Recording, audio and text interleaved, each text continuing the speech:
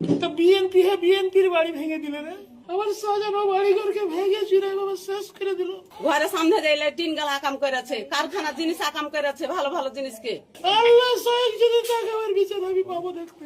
যারা ছিল বিএনপির ছিল, আমার আব্বাও বিএনপি করে, আমার আব্বা প্রকাশ্যে বিএনপি করে। নির্মাণে নাম্বার 1 শাহ সিমেন্ট।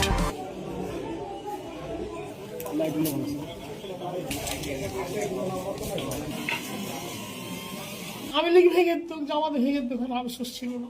তো বিএনপির বাড়ি ভেঙে দিলে রে, এতে ব্যক্তিগত গ্রাজে এটা একটা যুক্তির কথা হলো।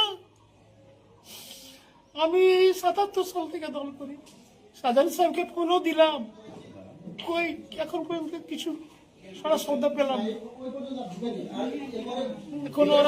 এখন ওরা মুহূর্তে কিছু বলার ইয়ে দেয় বাবা। আসল কথা আমি পারছি না নিজকে সামনে। কেনে যে ঘটলো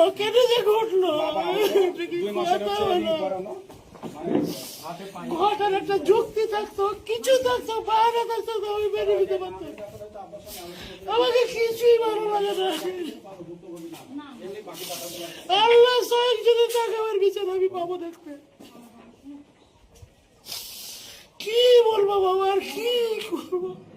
এটা একটা যুক্তি হলো, আমার সাজানো বাড়ি ঘরকে ভেঙে চুরে বাবা শেষ করে দিল। ব্যক্তিগত আক্রোশ থেকে ওনারা আসছে যে আমার আব্বা আমার ভাইরা সবাই প্রতিষ্ঠিত, যেভাবে হোক আমাদের হাঙ্গা দাঙ্গা করে কিছু একটা করবে। যেহেতু আজকে শেষ সুযোগ, আমার ভাইরা চাকরির সুবাদে যে যেখানে ঢাকাতে চলে যাবে, ঢাকার এক এক জায়গাতে ওদের সুযোগ যে হ্যাঁ আজকে যেভাবেই হোক আমার কোনো ভাইকে হোক বা আব্বাকে হোক জখম করে কিছু একটা করবে, যাতে গ্রামের পরিবেশে গ্রামের মতোই তারা এইভাবে অত্যাচারিত আর নিপীড়িত হতে থাকে। যারা ছিল বিএনপির ছিল, আমার আব্বাও বিএনপি করে, আমার আব্বা প্রকাশ্যে বিএনপি করে।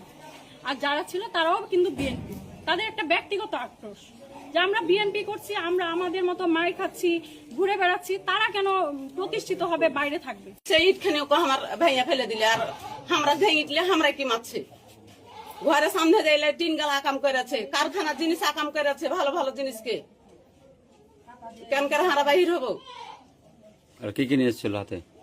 ওরা কাঁটা ছিল, ইট ছিল, লাঠি ছিল, তোমার বড় বড় কাঁটা ছিল। এম মেম্বার দেখে দিছে, নিজে দেখে দিছে, ইশারা দিছে, এমনে সামনে কইছে, অমনে সামনে কইছে।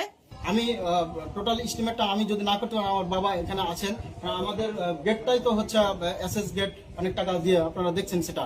তারপর আমাদের ড্রয়িং রুমটা ভাঙছে, সোফা সেটগুলা বের করে দিয়ে আগুন দিয়ে পুড়িয়ে দিয়েছে, আমাদের ভিতরে দরজা ধাক্কা দিয়ে ভাঙছে, আমাদের আসবাবপত্রগুলা ভাঙছে, এবং তারা আরো ক্ষয়ক্ষতি করার চেষ্টা করছিল, ভিতর পর্যন্ত আসতে পারে না। বাড়ির পিছন দিয়ে অ্যাটাক করছে, তারা আমাদের ব্যবহারযোগ্য জিনিসপত্র, তারপরে হচ্ছে ওই গাছপালা কেটে গেছে, তারপরে হচ্ছে আমাদের নলকূপটা উপরে নিয়ে গেছে।